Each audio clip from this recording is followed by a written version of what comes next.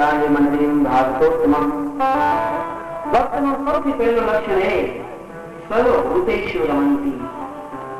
બસ એક જ લક્ષણ આવે એમાં બધા લક્ષણ આવી જશે. હું કહીશું સર્વભૂતેષુ રમંતી. જીવ જંતુ પશુ પક્ષી દરેક ની અંદર સમાન ભાવથી ઈશ્વર દર્શન કરે એ સાચો ભક્ત છે. પછી બીજા નંબરનો ભક્ત આવે છે કોઈ બધા દુખીઓ ગરીબ જોઈએ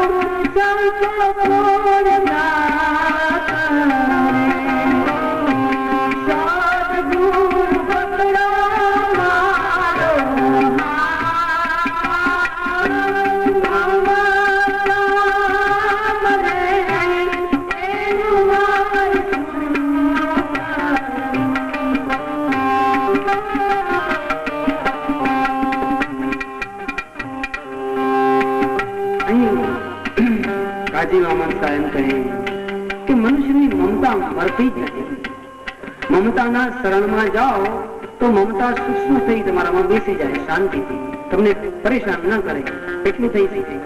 પણ તમને એમ કે હું મમતાને મારી નાખું, માયાને મારી નાખું, માયા કોઈ દિવસ મરી શકે જ નહીં. કારણ એ તો અવિનાશી તત્વ પરમાત્માનું અર્ધું અંગ છે. એ અર્ધાંગને તમે કેમ મારી શકો? પણ એ કૃપા કરે તો સૂક્ષ્મ રૂપે તમારા શરીરમાં શાંતિથી બેસી જાય, તમારી ઇન્દ્રિયો શાંતિથી બેસી જાય, એટલે તમારી ભક્તિમાં વિક્ષેપ ન થાય. કાજી મોહમ્મદ સાહેબ છેલ્લે એમ કહ્યું, કાજી રે ગુયા રે પુરાણ પંડિત ભૂલ્યા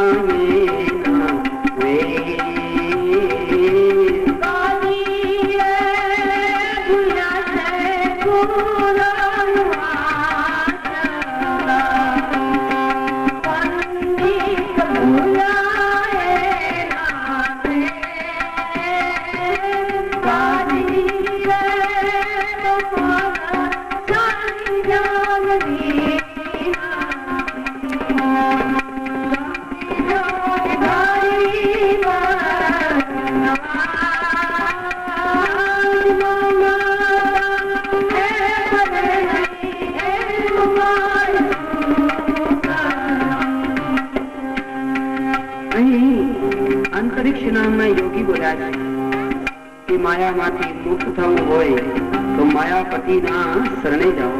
3 ઉપાય બતાવ્યા છે. એક તો બ્રહ્મ ઉપાસના, બીજું કર્મયોગ અને ત્રીજું નિરૂપણ. એ વડે તમે માયાને જીતી શકો. એને આપણે ગુજરાતીમાં એમ કહેવાય કે એક તો ગુરુની ભક્તિ, એક દેવની ભક્તિ અને એક માતા પિતાની ભક્તિ. માયામાંથી મુક્ત થવાના શ્રેષ્ઠ ઉપાયો છે. આમ તો ઔષધિ આપણે જાણીએ છીએ પણ આપણે કરવું નથી. જાણીએ તો વળી કોઈક દિવસ કામ આવે. માતા પિતાની સેવા કરો, માયા તમારાથી દૂર થઈ જશે. ગુરુ મહારાજની સેવા કરો, માયા તમારાથી દૂર થઈ જશે. ઈષ્ટદેવની સેવા કરો, પરમાત્માની કનૈયાની, માયા તમારાથી દૂર થઈ જશે. ટૂંકમાં આટલું. પણ જો થાય તો. ત્યારબાદ રાજાએ ફરી એક પ્રશ્ન કર્યો છે, મહારાજ ભગવાનનું બ્રહ્મ સ્વરૂપ મને કહો, પરમાત્માનું સ્વરૂપ કેવો છે? એ સુખદેવજી મહારાજે સુંદર વાત કહી છે કે જીવની કક્ષા બુદ્ધિ ત્યાં સુધી પહોંચી જ ન શકે. સુંદર દ્રષ્ટાંત બતાવ્યો છે. ખાંડની પૂતળી બનાવી અને પછી આપણે એમ થાય કે દરિયો માપવા મોકલાવીએ અને કેટલો ઊંડો દરિયો આપણે માપશું, પણ એ તો અડધે પહોંચે ત્યાં ખાંડ તો ઓગળી જાય, તો દરિયો ક્યાંથી મપાય? તો એ આપણા જેવી કઈ ખાંડની પુતળીઓ દરિયા માપવા ગઈ પણ આજે સુધી માપી નથી શકી. અનેક ઋષિ મુનિ યતિ તપસ્વી યોગી પરમાત્મા શું છે વિચારવા તત્વ મંથન કર્યું. એક મુસ્લિમ સંત 21 વર્ષ સુધી નિરાહાર રહી ગુફાની અંદર તપ કરતા હતા. પછી એ ઓચિતાના મકાનમાં આવ્યા અને બધાને આમ તો ખબર હતી કઈ કે સંત તપ કરે. આજ મહારાજ બહાર ગયા, જરૂર કઈક પ્રાપ્ત કરી આવ્યા છે. બધા જ આમ એકઠા મળી ભગવાન વિશે તમે શું જાણ્યું, પરમાત્મા વિશે કઈ કહો. બોલે હું મેં આ 21 વર્ષ બંદગી કરી ત્યારે મને આકાશમાંથી કાલે અવાજ આવ્યો કે તું મને માપવા ઈચ્છસ, આવા તારા 21 જન્મ જશે તો તું મને માપી નહીં શકે, પણ તારું જીવન તારે કેમ સુધારવું છે એ હું તને રસ્તો બતાવીશ સુધારવો હોય તો. બાકી તું જો મને માપવા ઈચ્છતો તારા 21 જન્મ જાય તો મને નહીં માપી શકે. એટલે હું તમને કહેવા આવ્યો છું મારા જેમ કોઈ કરતા હો તો ન કરશો. પરમાત્મા કુદરત ને કોઈ માપી શકે જ નહીં. એનું સ્વરૂપ શું આપણે શું કહી શકીએ. છેલ્લે બધું ટૂંકમાં કેવું તો એટલું જ કહેવાય કે સર્વ જગત બ્રહ્મમય. આ જગત ની અંદર સોયની અણી રાખી એટલી જગ્યા પણ એવી નથી જેમાં ભગવાન નથી. બસ આ ભગવાનનું સ્વરૂપ. દરેક વસ્તુમાં પરમાત્મા શ્રી છે. ત્યારબાદ ભગવાનનો અવતાર કહો એ પ્રમાણે 24 અવતારની કથા કહી. ત્યારબાદ સુંદર પ્રશ્ન કર્યો કે ભક્તિહીન પુરુષની શું ગતિ થાય, ભગવાનની પૂજા કેવી રીતે કરવી એ બતાવો. ભક્તિહીન પુરુષો એની ગતિ તો આપણે જાણીએ છીએ, નરક થવાનું છે. એને નરક મળે, નરક કદાચ ન મળે તો પશુની યોની મળે, તિરંગ અવસ્થા મળે, વનસ્પતિની યોની થાય. પણ એ જીવનમાં સુખ ન ભોગવે. જો બળદ કેટલો બધો ભાર લઈને આમ પોતાના જીવન ઘસાવતા હોય છે ત્યારે આપણે એમ થાય બધા કેટલા બધા દુઃખી હશે.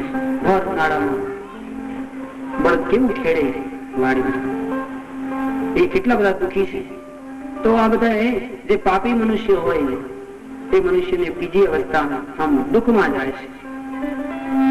તો ભગવાનની પૂજા કરવી હોય તો કેમ કરવી એ કહો. સુંદર વાત કહીએ. આવો એક ભક્તિ કરે તા સુતે મારા પ્રાણ,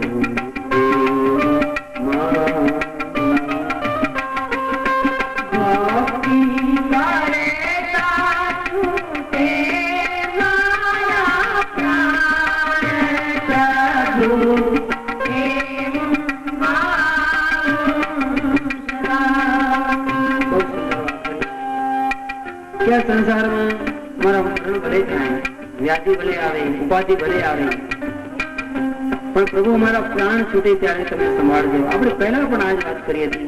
ભગવાન અમે તો માયામાં પ્રપંચમાં ડૂબેલા, ભૂલી પણ જઈએ, પણ પહેલેથી જ કઈ રાખી, ચિઠ્ઠી લખીને રાખી દઈએ, હે પ્રભુ અમે ભૂલી જશું, પણ અમે જયારે મરણ પામીએ ત્યારે યાદ રાખી અને વિચાર કરજો કે આ તો પેલો મને કહી ગયો તો કે અંતકાળે યાદ કરજો. એ ભલે ભૂલી ગયો, હું ન ભૂલું. આવું યાદ રાખી પ્રભુ તમે આવજો અને મારો ઉત્કર્ષ, મારો ઉદ્ધાર કરજો નાથ. હે પ્રભુ મને એવી ભક્તિ આપો, હું હંમેશા તમારા મુખનું દર્શન કરું, રાત દિવસ તમારા ભજન ગાઉં, અંતકાળ સુધી તમારો અમરની સ્મરણ કરું.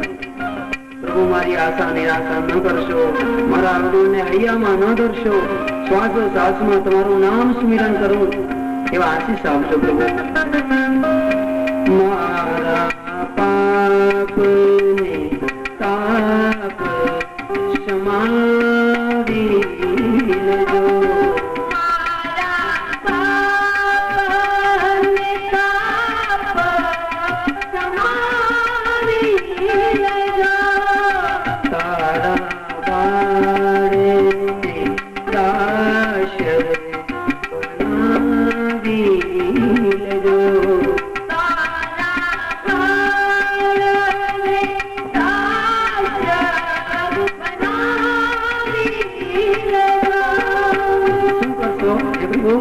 એક જ માંગણી છે. શું?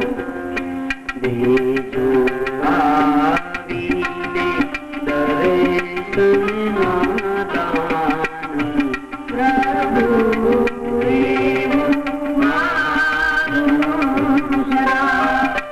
આપી કરે છૂટે મારા પ્રાણ, પ્રભુ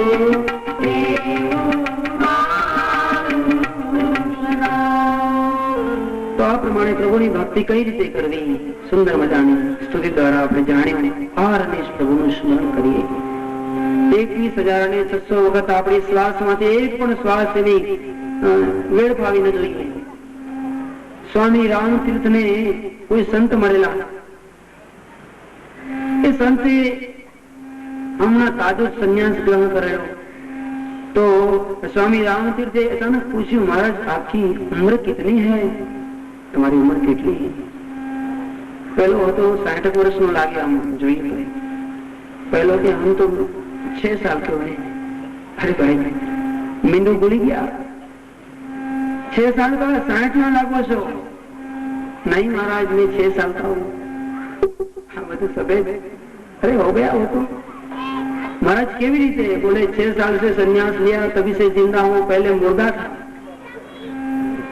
आज 6 વર્ષથી જીવતો છું, બાકી હું લેખતો જ નથી, મુર્દા તરીકે બધું.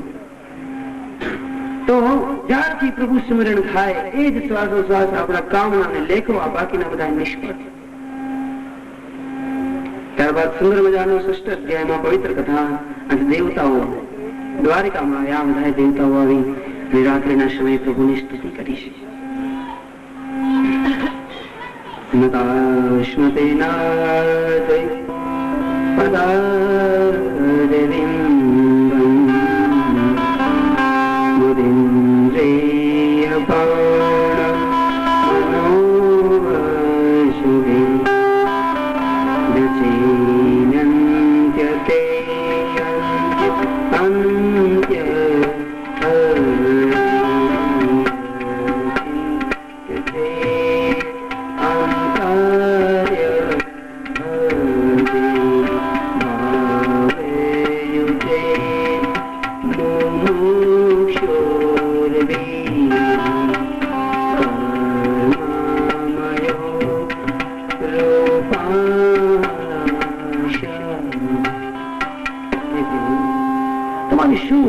કરી અમે તમારું શીખવાડેલું બોલીએ છીએ, બાકી અમારામાં શું એવી સત્તા કે અમે બોલીએ? પણ પ્રભુ હવે એવું લાગે છે આ સંસારમાં તમે સમસ્ત ભાર હળવો કર્યો છે અને એના હવે તો આ મહાભારતનું યુદ્ધ થઈ ગયું. કેટલાય કરોડો રાજા મહારાજાઓ, અધર્મીઓ, અસુરો, પાપી, દુરાચારી બધા શાંત થઈ ગયા. ભૂમિ પણ હવે રાજી થાય છે અને નાથ તમારા વિના ભૂલો હવે શું છે? જો કૃપા કરો, ખોટું ન લગાડશો, પણ હવે જલ્દી તમારે સ્વધામ આવો એવી અમે સ્તુતિ કરીએ, વારંવાર વંદના કરીએ છીએ. આ પ્રમાણે પ્રભુની સ્તુતિ કરી પ્રભુ વિચારે કે હવે હું આ યાદવનો થોડો ક્ષય કરાવું, પછી હું મારા દેહનો ઉત્કર્ષ કરું. એટલે યાદવો પ્રભુ એમ કહે છે કે યાદવો હવે આપણે सोमनाथ की ओर चले, प्राची की ओर चले, वहां खूब दान धर्म करें. મને સમાચાર મળ્યા તમને શ્રાપ લાગ્યો, તમે મને હજી સુધી વાત કેમ ન કરી? કેટલો સમયથી તમે શ્રાપ લાગ્યો છે એની વાત કરતા નથી. ચંદ્રમાને શ્રાપ લાગ્યો હતો ત્યારે ચંદ્રમાએ સોમનાથનું લિંગ બનાવ્યું અને એમની કૃપાથી, સોમનાથની કૃપાથી એને ક્ષય રોગ મટી ગયો. તો પછી આપણે ગૌરવ મટી જાય એમાં નવાઈશું. ચાલો એ સોમનાથની શરણમાં જઈએ, ખૂબ દાન દક્ષિણાઓ આપીએ, ખૂબ સત્કર્મ કરીએ. આમ કહીએ પ્રભુ અહીંથી નીકળ્યા છે અને આ બાજુ પ્રભુ ત્યાં ઉદ્ધવજી મળ્યા છે. પ્રાચીમાં પ્રભુને ઉદ્ધવજી પ્રાર્થના કરીને કહ્યું, મહારાજ મને એવા આગમ લાગે છે કે હવે આ યાદવ બધા ક્ષય થાય અને આ પ્રભુ સ્વધામ સીધા હોય એવું મને કેમ દેખાય છે? દેવ દેવી સંયોગેશ પુણ્યમ શ્રવણમ કીર્તનમ સંકેતમ કુલમ નંદમ લોકે સંચક્ષતે ભવામ. આખી સૃષ્ટિમાં આ જો પૃથ્વી સ્થિર ઉભી હોય તો એક માત્ર તમારા માટે જ, તમારા સત્યથી. તમે જો ચાલે જશો તો આખી પૃથ્વી સૃષ્ટિ શૂન્ય મળી જશે. બીજાનું તો ના કહું મહારાજ, હું મારું જ કહું કે મારું મન, મારું બુદ્ધિ, મારું ચિત્ત બધું જ તમારા ચરણમાં કૃષ્ણાર્પણ છે. તમે જો મારો ત્યાગ કરશો તો હું એક દિવસ પણ જીવી ના શકું. માટે પ્રભુ તમે કઈ કૃપા કરો, તમે તો સમર્થ છો, આ શ્રાપને ટાળી નાખો. ભગવાને બહુ સુંદર કહ્યું છે, હે ઉદ્ધવ ત્વત્તુમ સર્વમ પરિત્યજ્ય સ્નેહસ્રો બંધનેષુ. સાચું ભાઈ, સર્વ બંધન, સર્વ સ્નેહ, સર્વ પ્રેમ પાસોને તોડી મારો થઈ જાય. વાશે તરત સર્વસ્વ પરિત્યાગ મામેક શરણમ વ્રજ. ગીતાજીમાં કહ્યું, ભાગવતમાં એમ જ કહ્યું પ્રભુએ, તું સર્વ પરિત્યજ્ય સ્નેહ સ્વજન્ય બંધુષ બધાને ત્યાગી દે. મયાવેશ્ય મન સમ્યક, મને મન આપી દે. મયાવેશ્ય મન સમ્યક સમુદ્રતમ વિચસ્વધામ. તારા શરીરની જે હાલચાલ છે એ પણ મને સોંપી દે, અથવા તો એમ કહેવાય તારું એક એક કર્મ મને સોંપી દે. આવું તું કરીશ એટલે તને ક્યારેય પણ જીવનમાં વિષાદ નહીં થાય. તને એમ થાય કે મારું હતું જ શું, બધું પ્રભુનું હતું ને પ્રભુએ લઈ લીધું. માટે મન કર્મ વચન થી પહેલું તું બધી ત્યાગ. હાથ જોડ્યા જો ઉદ્ધવ આવા જેવા જશે. ઉદ્ધવે પ્રાર્થના કરી, પ્રભુ યોગ યોગેશમ યોગા વિનિશ્યમ યોગાત્મનમ યોગ સંભવ. પ્રભુ આપ તો યોગી છો, આપ એમ કહી શકો, તમે તો કહી દીધું બધું ત્યાગી મારા શરણમાં આવી જાય. પણ એક વખત તમે વિચાર કરો, કેટલાય પરેશાન થઈ ઘર બનાવ્યા હોય, કેટલાય પરેશાન થઈ વાડીઓ લીધી હોય, કેટલી કષ્ટ ઉઠાવીને દીકરાઓને મોટા કર્યા હોય, એમના લગ્ન કેટલા ધામધૂમથી કર્યા હોય, કેટલાય કષ્ટથી આ ઘરણાઓ બનાવ્યા હોય. મહારાજ એમ કહે કે આનું ફેંકી દેવું, શું ફેંકી દેવાના? ઉદ્ધવજી એમ જ કહે છે, મહારાજ આ આસક્તિ છૂટતી જ નથી, શું કરવું? સાચું જ્ઞાન આપો, શું કરવું જોઈએ? ભગવાને બહુ સુંદર વાત કરી, તો ગમે તે પ્લેસ, ગમે તે ખા, ગમે તે પી, કોઈ પણ રસ્તે ચાલ, તને છૂટ આપો બસ. પણ માત્ર મારી બે વસ્તુ યાદ રાખ. શું? એક તો તું સંશય મૂકી દે કે હું શરીર છું, એટલું મનથી નક્કી જ માની લે કે હું આત્મા છું. એવું તું સમજીને અવધૂતની માફક વિચરીશ. ભોજન જમતો, ભોગ ભોગવતો, સોના ચાંદી પહેરતો, રહેવા છતાં તો કમળની માફક નિર્લેપ રહીશ.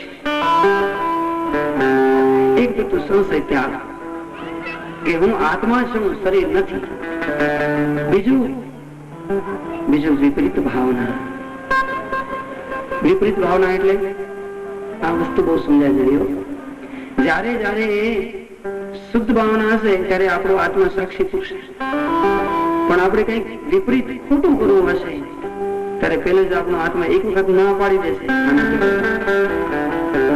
કોઈને પૂછવાની જરૂર નથી, તમારે આત્માને જ પૂછજો.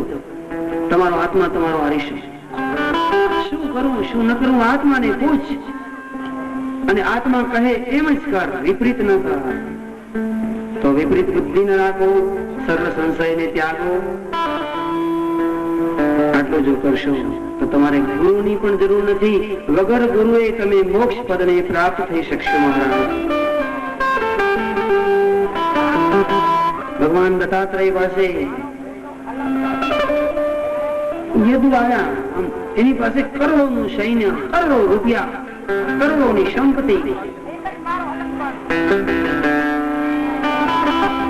અખૂટ બધું, પણ છતાંય મનમાં જરાય શાંતિ નહીં. એટલે યોગી પાસે આવ્યા. એક જોગી સુતા છે નદી કિનારે, પુષ્ટ શરીર, અને આભા છલકે પડી. એટલે યદી પૂછ્યું, મહારાજ તમે તમારી પાસે જો પહેરવા લંગોટી નથી, કેટલી બધી ટાઢ પડે, વરસાદ આવે, પછી તમારી પાસે કોઈ વસ્ત્ર નહીં, રહેવા મકાન નહીં, સેવા કરવા પુત્ર પરિવાર નહીં, તો પછી છતાંય પણ તમે સુખી કેમ દેખાવો છો? અહીં ખૂબ જ સુંદર ઉત્તર આપ્યો દત્તાત્રેય ભગવાને. ભાઈ, હું તો આ સંસારમાં સાચું કહું બધેનો શિષ્ય છું. મને આ વાત બહુ ગમે છે. તમે જ્યાં સુધી જન્મો અને મરણ પામો ત્યાં સુધી શિષ્ય થઈને જ રહેજો. ગુરુ મહારાજ શીખવાડે છે, હું બધેનો શિષ્ય છું, બધા મારા ગુરુ છે. બોલે કોણ અને કેવી રીતે? મારા પહેલા ગુરુ પૃથ્વી છે. બોલે મહારાજ પૃથ્વી? બોલે હા. જો બધી પાસે શીખીએ, આપણે શીખવાડે આપણા ગુરુ. પૃથ્વી પાસે હું શીખ્યો, આપણે અડગ રહેવાનું, એક ભક્તિમાં અડગ રહેવું. બીજું, આપણી છાતીમાં કોઈ લીટા કરે, હળના છાતી ભાંગી નાખે, અને દાણા વાવે તોય આપણે એને દાણા રસ આપીને ખવડાવવા, એની ક્ષમતા રાખે. તો પૃથ્વી કહે છે હંમેશા ધીર ગંભીર સ્થિર રહ્યો. મારા બીજા ગુરુ વાયુ છે. વાયુ મહારાજ સંચાર કરે પણ નિર્લેપ છે. એને તમે સુગંધ આપો તો ભલે, દુર્ગંધ આપો તો ભલે, પણ નિર્લેપ છતાં બધાનું પાલન કરે.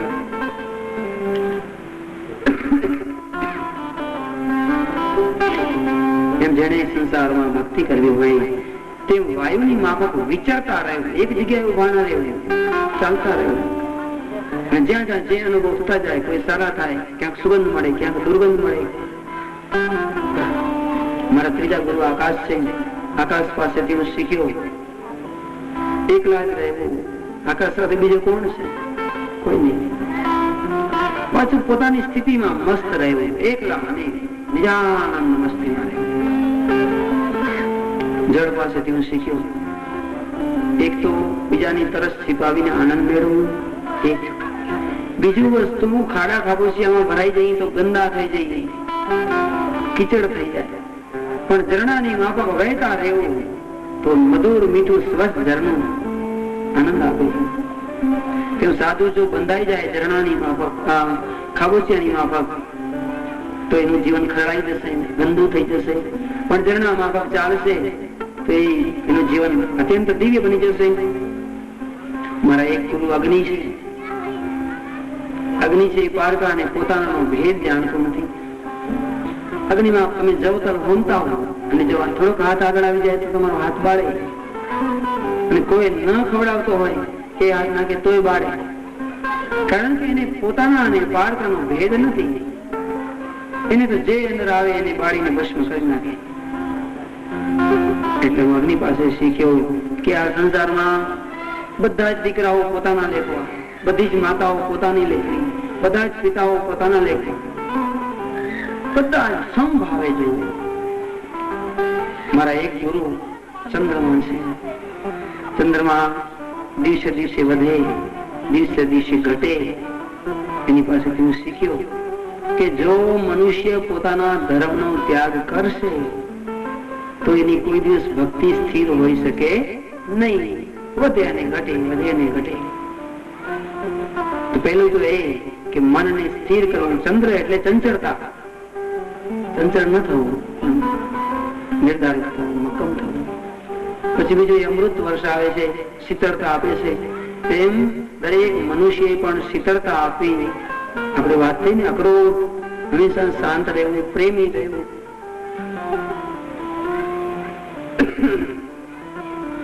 મારો એક ગુરુ ભોળો છે, બોલે માટે ભોળાને ગુરુ બનાવ્યા. હા ભાઈ, એક દી બેઠો તો ધ્યાનમાં, ઝાડ ઉપર વૃક્ષમાં એક વોલો, એક વોલી ને એક બચ્ચો. પછી એવું થયું કે એક શિકારી આવ્યો, નીચે ઝાડ પાથરી, વોલો ને વોલી ઉડી અને પેલું દાણા ચરવા માટે ગયા.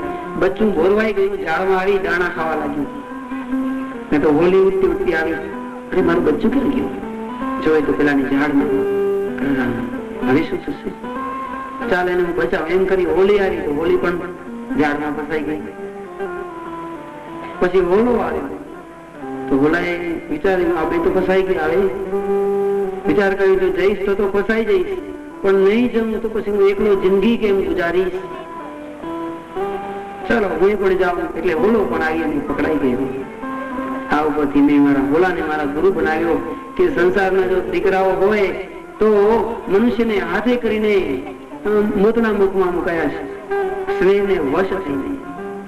તો દરેક જીવ એક એક સ્વાદના, બધા પક્ષીઓ એક જ સ્વાદ મેળવે ને મનુષ્ય 5 સ્વાદ મેળવે છે. એટલે જો આસક્તિ નહીં છૂટે તો પેલા હોલાની માફક નરકમાં જવું પડશે, મરણને આધીન થવું પડશે. કોઈ પણ પ્રકારે આસક્તિ છોડવી. મારા એક ગુરુ અજગર છે. અજગર કોઈ દિવસ ચાકરી ન કરે, કોઈનું કામ ન કરે, મોઢું ફાડી બેઠો હોય, રામ મારો પોતે ખવડાવશે. 1 દિવસ 2 દિવસ 8 મહિના પણ મોઢું બંધ ન કરે અને ખરેખર પ્રભુને આપવું પડે. એનું પેટ ભરાય એટલું અનાજ પ્રભુ આપે છે. એટલે સાધુ પુરુષે વિચારવું કે જો અજગર ને આપતો હોય પાપીને, તો આપણે તો એની પૂજા કરીએ છીએ, આપણે શું કામ ના? એટલે દ્રઢ ભરોસો. મારા એક ગુરુ સમુદ્ર છે, કોઈ દિવસ માજા ના મૂકવી. ગમે એટલી નદીઓના પૂર આવતા હોય, નદીઓ હજી છલકી જશે પણ સમુદ્ર કોઈ દિવસ ના છલકે. એટલે જેને પણ ભગવાનનો પથ લીધો હોય, સંન્યાસી બન્યા હોય, અવધૂત બન્યા હોય, એને છલકવું નહીં. ગમે એટલું થઈ જાય, અષ્ટ સિદ્ધિ મળી જાય, નવનિધિ મળે. મારા એક ગુરુ માટલું છે. માટલાને જમવાનો બહુ ચટકો. એટલે પેલા માછીમાર હોય એમાં અંકુશ રાખે, એમાં લોટ રાખે, માટલું ખાવા જાય તે અંકુશમાં પેલું માટલું અટકાઈ જાય, મરણ પામે. એ મેં જોયું એટલે વિચાર કર્યો કે આ જીભ લુલીબાઈને બહુ સ્વાદ કરાવી તો મરવાનું થાય, એટલે એને ઓછું સ્વાદ અપાવવું. તો જીભને વશ કરવાનું પ્રતીક માછલી છે. મારા એક ગુરુ વેશ્યા છે. આવા ગુરુ થાય? બોલે હા. પિંગલા નામની એક વૈશ્યા હતી. મારો ધ્યાન કરવાની અવસ્થા એની સામે જ, બરોબર હું જોતો હતો. એ શાંતિ બેઠી હોય, કોઈ ગ્રાહક આવે એની રાહ જોઈ, અને કોઈ ગ્રાહક ના આવે એટલે થાકી જાય. 10 વાગે એટલે પોતાના ઘેર આવી પેલે ગીત ગાતી હોય ને, કીર્તન. એ કોઈ ગ્રાહક આવે તો રસભર્યા ગીતો ગાય, ના આવે તો પછી પ્રભુનું કઈ કીર્તન કરે. આમ જ્યાં સુધી ગ્રાહકની રાહ જોઈને બેઠી હોય ત્યાં સુધી જરાય ચેન ન હોય. આમથી આમ દોડે, આમથી આમ દોડે, હજી કોઈ ના આવે, હજી કોઈ ના આવે. પણ પછી એમ થાય ક્યાં ઘોડા નહીં, ચલો પ્રભુ કીર્તન કરીએ. હજી એક કીર્તન નથી ત્યાં તો નીંદર આવી જાય. જો આપણે આવું કરીએ તો બની શક્યો. વેસવા પાસેથી હું એ શીખ્યો કે જ્યાં સુધી જીવ આવશે તે દિવસે આ હું કરી લઉં, પેલું આમ કરી લઉં, આ કરી લઉં, ત્યાં સુધી પેલી વેશ્યાની માફક આપણે નીંદર પણ ના આવે. પણ આપણે કયું ભેગા રાખવું એમ નથી જોતું. ચલો પ્રભુનું કીર્તન કરી, થાવ હશે તેમ થશે, તો તરત જ નીંદર આવી જાય. તો વેશ્યાએ પણ મારી ગુરુ બની છે. વાહ પ્રભુ.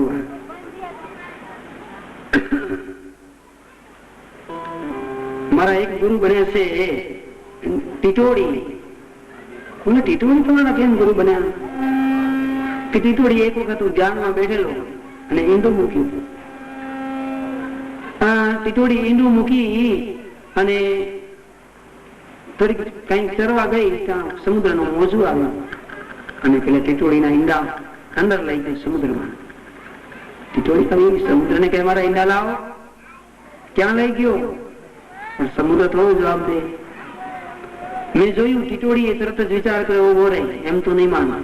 સમુદ્રમાં સ્નાન કરે, દરિયાની રેતીમાં પોતાની પાંખો બધી ભેગી કરીને આમ રેતી ખંખેરે. દરિયા તને હું પૂરી નાખીશ. ટીટોડી જો આત્મવિશ્વાસ કેટલો, મારા ઈંડા પાછા, નહીં તો હું તો આ રેતી નાખી નાખી અને તને પૂરી દઈશ. 1 દિવસ 2 દિવસ 3 દિવસ કેટલા દિવસ રાહ જોઈ શકે? અને છેવટે પ્રભુ પ્રસન્ન થયા અને ટીટોડીને એના ઈંડા પાછા અપાવ્યા. તો જેવો અટલ વિશ્વાસ પેલી ટીટોડીને, એવો ને એવો પ્રભુના ચરણમાં જો દ્રઢ વિશ્વાસ હોય તો ભગવાન કઈ બહુ દૂર નથી, જલ્દીથી મળી શકે. તો સંન્યાસી આવો દ્રઢ વિશ્વાસ રાખવો. મારા એક ગુરુ બાળક છે, બાળકને કેમ ગુરુ બનાવ્યા? બાળકમાં એક તો વાસના ના હોય, એને મારીએ જરીક રોવે, ફરી પાછા ચોકલેટ આપીએ તો હસવા માંડે. તમારા ગુરુ બાળક છે કે સંત બાળક જેવું રહેવું, કોઈ મારે તો રડી લેવું, ચોકલેટ આપે તો હસવા માંડે. મતલબ એને તુલ્ય નિંદા સ્તુતિ મૌની સંતુષ્ટ જૈન કહીને છે. માન અપમાનની જેને મનમાં પડી જ ના હોય. મારું એક ગુરુ છે કુમારિકા ને ઘેર મહેમાન આવ્યા, આમ ખાંડણીમાં ખાંડે છે, બંગડીઓ ચોરીઓ બહુ હતી તો આમ ખનન અવાજ આવે. પેલી એ બધી જ ચૂડી ઉતારીને એક જ રાખી એટલે અવાજ ના આવે. જ્યાં સુધી 2 હતી તો પણ અવાજ આવતો હતો. એટલે નક્કી થઈ ગયું કે આ સંસારમાં અથવા તો ભગવાનની પાસે પહોંચવા માટે જો એકલા હશું તો જ ડખો નહીં થાય, અવાજ નહીં થાય, નહીં તો કાંઈક નહીં થાય. ઝઘડો દ્વંદ જરૂર થશે અને થશે. માટે અવધૂતે હંમેશા એકાંકી અને એકલા રહેવું. મારે એક ગુરુ પતંગિયું છે. પતંગિયું શા માટે? બોલે પતંગિયું એક ફૂલમાં કોઈ દિવસ રસ ચૂસતું નથી તો અનેક ફૂલોમાં રસ ચૂસે. એવી રીતે સંતોએ એક જ ઘરે કોઈ દિવસ ભિક્ષા ન માંગવી, પણ અલગ અલગ ઘરે દરરોજ ભિક્ષા માંગવી. પેલા પતંગિયા ભમરાની પગ અલગ અલગ ઘરે ભિક્ષા માંગવી. ત્યારબાદ મારો એક ગુરુ મધમાખી છે. મધમાખી બહુ ભેગું કરે મધ, અને શિકારી આવે અને મધ છાણી જાય. એવી રીતે પાપી લોકો બહુ ધન ભેગું કરે, ગમે એ દુષ્ટ લોકો એનું ધન પડાવી જાય છે. મારા એક ગુરુ પારાધી છે. બોલે પારાધી કેવી રીતે ગુરુ છે? બોલે પારાધી પોતાના ઘરમાં જમવાનું અનાજનો દાણો પણ નથી, પણ એ પારાધી જંગલમાં નારા અને ઔષધિઓ સુકાઈ જશે. એ રાજન આવું બધું થશે, માટે હવે તમે તમારા દેહનો ત્યાગ કરો. તો આવી રીતે ભયંકર કળજુગનો ધર્મ બતાવ્યો. કળજુગમાં બચવું હોય તો શું કરવું જોઈએ એવો પરીક્ષિત રાજાએ પ્રશ્ન કર્યો. બસ નામ સંકીર્તન, પ્રભુના નામ સિવાય, કલો કેશવ કીર્તનાથ, ભગવાનના નામ સ્મરણ સિવાય આ સંસારમાં જપ તપ યોગ સમાધિથી પ્રભુ મળશે નહીં, અને પ્રાપ્ત પણ જીવ નહીં કરી શકે. 4 પ્રકારના પ્રલય બતાવ્યા છે: નૈમિતિક, પ્રાકૃતિક, પ્રાકૃત અને આંતરિક પ્રલય. આ સર્વ પ્રકારના પ્રલયની અંદર આંતરિક પ્રલય એટલે મોક્ષ સૌથી શ્રેષ્ઠ છે. સુખદેવજી અંતિમ ઉપદેશ આપે છે કે આત્મા અમર છે, એ કોઈ દિવસ મરણ પામતું નથી. દીવામાં ઘી થઈ જાય પૂરું એટલે એની જ્યોતિ આકાશમાં ઉપર જાય, પણ એ દીવાની જ્યોતિ કઈ નાશ પામતી નથી, તો બ્રહ્મમાં લીન થઈ જાય છે. પરીક્ષિત, તારા મનમાં હવે કઈ સંશય હોય તો પૂછા કર. જો સંશય ન હોય તો તું અમર બની ગયો છે. તક્ષક નાગ હોય તારું નામ નહીં લઈ શકે. મેં તને કથા સંભળાવી, તારું હૃદય મજબૂત બન્યું, પ્રભુના ચરણમાં ભીનું બન્યું કે હજી કઈ પ્રભુ પ્રત્યે શંકા છે, ચરણમાં પડી ગયા. હવે કઈ શંકા નથી. બસ હવે તો મને એમ થાય છે કે મારા પ્રભુ ક્યારે આવે, શું આતુરતાથી રાહ જોઉં છું. ચરણમાં પડ્યા. સુખદેવજી મહારાજ માટે હાથ મૂક્યો. જ્યાં સુધી હું બેઠો હોઈશ ત્યાં સુધી તક્ષક નાગ આવશે નહીં, આવશે તો તને કરડી નહીં શકે. સુખદેવજી મહારાજ ચાલતા થયા. પરીક્ષિત રાજાએ તરત જ બ્રહ્મ સમાધિ લગાવી, પદ્માસન વાળી નાભીમાંથી પોતાનું ધ્યાન ધીમે ધીમે ખેંચતા બ્રહ્મરંધમાં લઈ ગયા.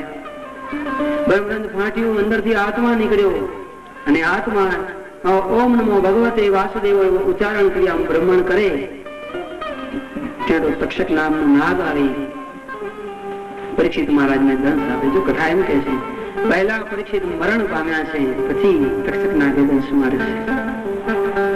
દંશથી પરીક્ષિત રાજાનું શરીર પડીને ભસ્મ થયું, પણ એનો આત્મા તો ક્યાર નહીં પ્રભુના ચરણમાં પહોંચી ગયો હતો.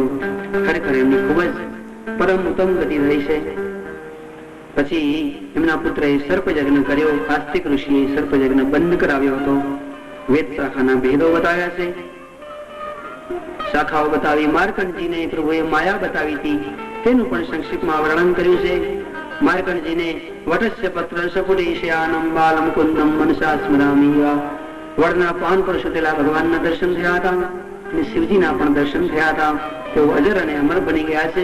શિવજી એમને વરદાન આપેલો છે. પછી ભગવત અંગો ઉપયોગ, આયુધ્ય, રહસ્ય અને સુર ઉપાસના, શંખ ગદા પદ્મની ઉપાસના કરવી, અથવા તો પોતાના ઈષ્ટનું જે પ્રિય લાગે, પ્રભુને જે પ્રિય લાગતું હોય તેની ઉપાસના કરવી. અને ત્યારબાદ સુંદર મજાનું ભાગવતની અંદર 12મા સ્કંદની અંદર 12મા અધ્યાયની અંદર હું તમને ઊંડી સંભળાવી રહ્યો છું, જે આપણા 7 દિવસનું સાર છે. પહેલે તો આ ઊંડીની અંદર શ્રીમદ ભાગવતજીના મહાત્મ્યની આપણે વાત સાંભળીએ. 6 અધ્યાયનું મહાત્મ્ય છે અને આ મહાત્મ્ય એ પદ્મ પુરાણમાંથી લીધેલું છે. એમાં સર્વપ્રથમ જ્ઞાન વૈરાગ્ય અને ભક્તિની વાત આવે. બેહોશ પડ્યા હોય છે જ્ઞાન વૈરાગ્ય. નરદ મુનિ આવે, ભક્તિ માતા પ્રણામ કરે, અમારા દીકરા જ્ઞાન વૈરાગ્યને તમે મજબૂત બનાવો, જવાન બનાવો.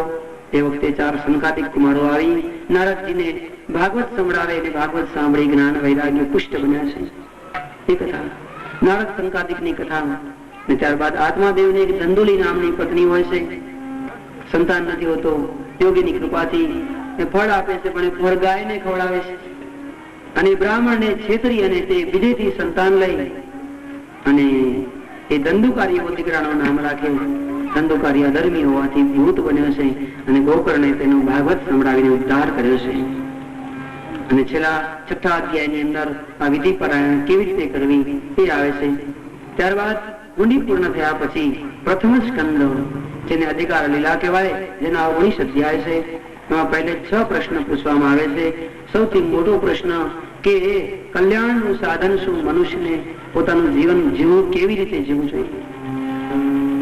કૃષ્ણની કથા, ભગવદ લીલા, અવતાર કથા, રામકૃષ્ણ કથા, ધર્મ કોને શરણે ગયો, આવા 6 પ્રશ્નો પૂછ્યા. પછી વ્યાસ મહર્ષિએ નારદજીના કહેવાથી ભાગવત રચી સુખદેવજીને ભણાવી, તે કથા આવે. નારદજી પોતાના 2 અવતારો થયા તેની કથા કહે છે. અસ્વસ્થામા દ્વારા પ્રભુએ રક્ષા કરી છે. કુંતીની પ્રાર્થના, પ્રભુ વિપદ સંતુના સસ્વ તત્ર જગત ગુરુ, અમને હંમેશા વિપત્તિ આવે એ માં કુંતાએ વરદાન માંગ્યું, એ કથા. ભીષ્મજીને મુક્તિ મળી તે કથા. પાંડવોનો સ્વર્ગારોહણ, પરીક્ષિતનો જન્મ થયો. પરીક્ષિત રાજાએ જન્મ થયા પછી રાજ્ય ભોગવી કલીને દંડ કર્યો છે. અને છેલ્લે પરીક્ષિત રાજાને શૃંગી ઋષિ શ્રાપ આપે છે, 7મા દિવસે તારું મરણ થશે. એટલે મરણથી ડરી અને મોક્ષ મેળવવા પરીક્ષિત રાજા ગંગાના કિનારા પર આવે અને ત્યાં સુખદેવજી મહારાજ આવે. એટલી કથા આવે એટલે 1 સ્કંદ પૂરો થાય છે.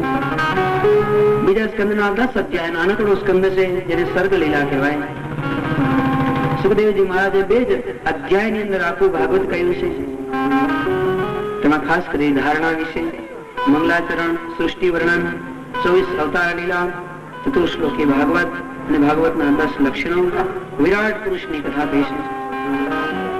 ત્યારબાદ તૃતીય સ્કંદની અંદર 33 અધ્યાય છે, એ વિસર્ગ લીલા છે. તેમાં સૌ પહેલા જ વિદુરજીની કથા આવે છે. ચાલો વિદુર ઘેર જઈએ ઉદ્ધવજી. પછી વિદુરજીને મૈત્રી ઋષિ મળે અને હવે ભાગવતની કથા ઉદ્ધવ અને વિદુર અને મૈત્રેયજી કરે છે. એમાં વિરાટ પુરુષનું વર્ણન, 10 પ્રકારની સૃષ્ટિ, મન્વંતરના કાર, બ્રહ્મકલ્પો, ભગવાન વરાહ અવતાર ધારણ કરી પૃથ્વીનું સંસ્થાપન કરે, હિરણાક્ષને મારે છે, જય અને વિજયને આ સનકાદિક ઋષિઓ શ્રાપ આપે, તમે અસુર થશો. અને એ બંને કુંભકર્ણ, રાવણ, હિરણાક્ષ અને હિરણાક્ષિપુ શિશુપાળ અને દંત વક્તા 3 જન્મ ધારણ કરી પ્રભુના ચરણમાં જાય છે. ત્યારબાદ કર્દમ ઋષિ અને શત્રુપા માતાની પવિત્ર કથા આવે છે. કપિલ ગીતા આવે, ભગવાન કપિલ ભગવાનનો અવતાર અને આ પ્રમાણે ત્રીજો સ્કંદ પરિપૂર્ણ થાય. ત્યારબાદ 14 સ્કંદ આપણે સાંભળ્યું, એને સ્થિતિ લીલા કહેવાય. એમાં પણ 31 અધ્યાય છે. આ ચોથો સ્કંદ પુરુષાર્થ સ્કંદ કહેવાય. ધર્મ, અર્થ, કામ અને મોક્ષ 4 વસ્તુ આપે છે. એમાં સૌથી પહેલી કથા સતી અનસૂયાની છે. બીજી કથા શિવજીની દક્ષ નું યજ્ઞ બંધ થાય તે કથા. ધ્રુવ મહારાજ નું ચરિત્ર, ત્યાર પછી પૃથુ મહારાજ નું ચરિત્ર, વેદ નું ચરિત્ર, પૃથુ મહારાજે જે પૃથ્વીનું દોહન કર્યું તે ચરિત્ર, પ્રાચીન બહિરાજાની કથા, પુરંજન રાજાનું આખ્યાન અને પ્રતિતાઓ જે નારાયણ સરોવર તપ કરવા ગયા અને જેના પર પ્રભુ પ્રસન્ન થયા અને નારાયણ સરોવરની ઉત્પત્તિ થઈ તે સગળી કથા. ત્યારબાદ 5મા સ્કંદને પુષ્ટિ લીલા કહેવાય, જેના 19 અધ્યાયો છે. પ્રિવત રાજાની કથા, નાભી રાજા, ઋષભદેવની કથા. ઋષભદેવની કથા પછી જળ ભરતની કથા આપણે સાંભળી. ભૂગોળ, ખગોળ, જ્યોતિષ ચક્ર એ સર્વ લીલાઓ આપણે સાંભળી. ત્યારબાદ 6ઠા સ્કંદની પવિત્ર કથા 15 અધ્યાયમાં આવે, જેને ઉતિ લીલા એટલે કર્મ વાસનાની લીલા કહે છે. પહેલી જ કથા અજામિલ મહારાજની આપણે સાંભળી. માત્ર દીકરાને બોલાવા નારાયણ નારાયણ કહ્યું, મુક્તિ મળી છે. પછી પ્રચેતાઓ ના પુત્ર દક્ષ દ્વારા વંશ વૃદ્ધિ થઈ તેની કથા. વિશ્વરૂપ નારાયણ કવચની કથા કહે છે. દેવતાઓને નારાયણ કવચ શીખવાડે છે. વિશ્વરૂપ નું વ્રત, બ્રહ્મત્યા થઈ તે કોને મળી તે કથા. પોતાસુરનો વધ થાય છે. વિશ્વરૂપ નો પણ વધ થાય છે. ચિત્રકેતુ રાજાની કથા, તેને ભગવતી અંબા દ્વારા શ્રાપ લાગે તે કથા, અને છેલ્લે 49 વાયુની કથા એ પણ આપણે સાંભળી. હવે 7મો સ્કંદ જેને પુષ્ટિ લીલા કહે છે, જેના 15 અધ્યાયો છે. જેમાં સર્વપ્રથમ હિરણ્યકશિપુની કથા, પછી પ્રહલાદ કથા, નૃષિ પ્રાગટ્ય, માનવ ધર્મ, સ્ત્રી ધર્મ અને વર્ણ ધર્મ, 4 આશ્રમ અને 4 વર્ણના ધર્મ એ બધું આપણે કૃષ્ણાર્પણમસ્તુ. ઉદ્ધવજી કહ્યું કે જે કોઈ મનુષ્ય આ કથા સાંભળશે તે સાંભળવા વાળા જીવનું તો કલ્યાણ થાય, પણ તેના 71 પેઢી સુધીના દરેક પિતૃઓ મુક્તિની પ્રાપ્ત થાય, એમાં સહેજ પણ સંશય નથી. પછી ભાગવત ની અંદર હવે વક્તા અને શ્રોતાના પ્રકારો બતાવે છે. છેલ્લા જ અધ્યાયમાં, છેલ્લા શ્લોકોમાં પ્રવર અને અવર એ 2 જાતના વક્તાઓ હોય છે અને 2 જાતના શ્રોતાઓ હોય છે. પ્રવર વક્તા કોને કહેવાય? પહેલું તો ચાતક જેવું વક્તા હોય કે આ શાસ્ત્રમાંથી શોધી, અને જેમ સ્વાતિ નક્ષત્રનું જ પાણી પીએ ચાતક, એમ સુંદર સુંદર શોધીને તમને કહે. અને ઘણા શ્રોતાઓ પણ એવા હોય કે કથામાં જે સારું હોય એ જ ગ્રહણ કરે, એ ચાતક જેવા કહેવાય. બીજા વક્તા હંસ જેવા. હંસને પાણી અને દૂધ સાથે આપો તો એ પાણી રહેવા દેશે, દૂધ પી જશે. તો વક્તા એ પણ સારું સારું કેવું, જેની અંદર તત્વ હોય તે એને શ્રોતા એ તેવું જ ગ્રહણ કરવું. ઘણા વક્તાઓ અને શ્રોતા મીન જેવા હોય છે. મીન એટલે માછલી. આંખને મટકારું નથી મારતા, તો પ્રભુ ની કથા સાંભળવામાં જેને આંખને મટકારું પણ આડું આવતું હોય એ સાચા શ્રોતા અને સાચા વક્તા છે. ચોથા શ્રોતા વક્તા પોપટ જેવા હોય, મીઠું મીઠું બોલે, સારું સારું બોલે. પછી અવર, જો કે તમારામાંથી આ અવર એકે નથી દેખાતા, પણ આ કથામાં આવે છે એટલે મારે કેવું પડશે, તમારા ઉપર ન લેવું. સૌ પ્રથમ અવરની અંદર કથાકાર અને શ્રોતાઓ ભેડિયા જેવા હોય. આમ ઓછીતા આવીને એવો ઘોંઘાટ કરી મૂકે, બધાની સુરતા એમાં જાય, બધું બગાડી દે. અને વક્તા પણ કારણ વગરની રાડ પાડતા હોય તો એ વક્તા અને શ્રોતા ભેડિયા જેવા કહેવાય. પછી બીજા વક્તા અને શ્રોતાઓ ઊંટ જેવા હોય. જોકે તમે નથી, મેં પહેલા જ કીધું, ઊંટ પાસે આંબો રાખી અને લીમડો રાખી તો એ ઊંટ લીમડો ખાશે, આંબાનું નહીં ખાય. તો ઘણા શ્રોતાઓને સારું હોય છતાં લીમડો જ ભાવે, સારું ન ભાવે. અને ઘણા વક્તા એને સારું સારું હોય પણ એ સાસુઓની નિંદા કોતરી ચાલુ હોય, તે વક્તાઓ અને શ્રોતા ઊંટ જેવા કહેવાય. પછી ઘણા વક્તાઓ અને શ્રોતાઓ બળદ જેવા.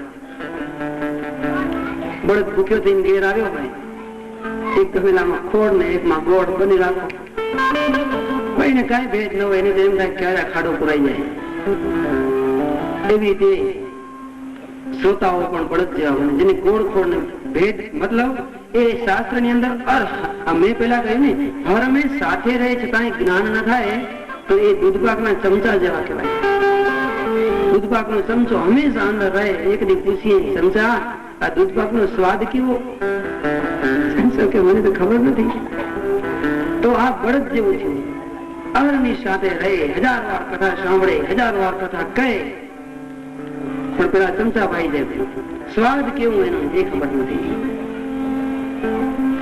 છેલ્લા વક્તા અને શ્રોતા ભુરંગી જેવા છે, બીજાને સલાહ આપે પણ પોતાના જીવનમાં જો ના ઉતારે તો એને ભુરંગી જેવા શ્રોતા અને વક્તા કહેવાય. સાંભળી શકાય એટલી લાંબી ચાલી શકે. શ્રોતાની જેટલી પણ શક્તિ હોય તે પ્રમાણે આ ભાગવત કથા સાંભળી અને આ કથાનું જેટલું સુંદર આયોજન થયું હોય તેનું અભિમાન ન કરવું, પણ બધો જ જસ હરિના ચરણમાં સમર્પિત કરવો. અને આ પ્રમાણે આવો શ્રીમદ ભાગવતજી આપણે હરિના ચરણ કમળમાં સમર્પિત